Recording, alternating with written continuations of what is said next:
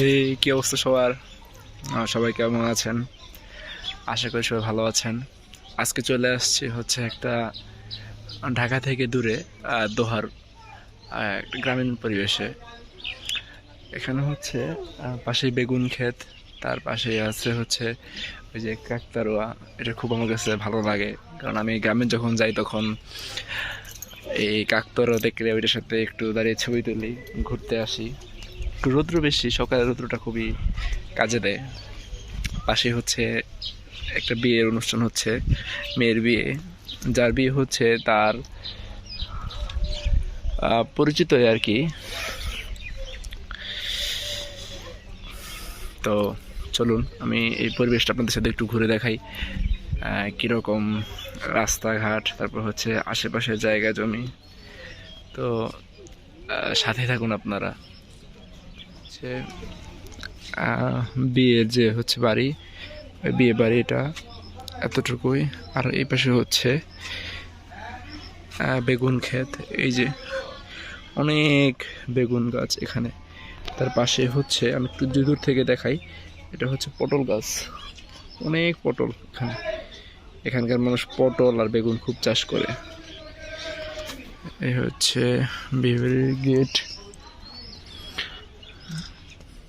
দাদার মোটরসাইকেল নিয়ে চলে আসছি ঘোরার জন্য, যে একটু ঘুরে আসি সকালবেলা। এই হচ্ছে রাস্তা, অনেক সুন্দর রাস্তা।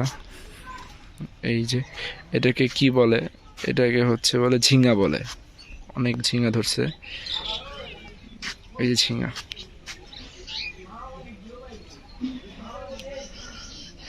ওখানে একটি প্রাইমারি স্কুল আছে।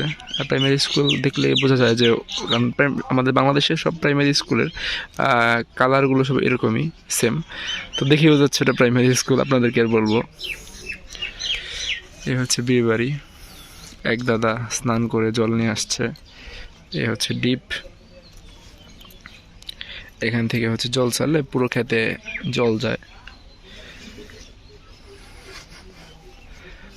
ডালিম গাছে ডালিম চলে আসছে, এই যে অনেক ডালিম।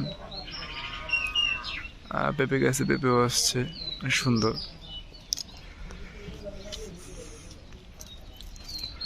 আপনারা একটু কমেন্টে জানিয়ে দিবেন যে আপনাদের গ্রামীণ পরিবেশ সবচেয়ে ভালো লাগে না হচ্ছে শহরের পরিবেশ।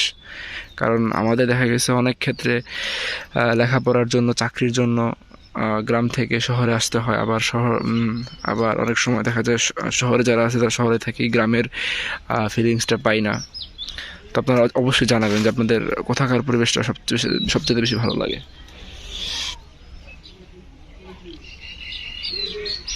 একজন পরিশ্রমী মানুষ, সে গরুর খাবার নিয়ে যাচ্ছে।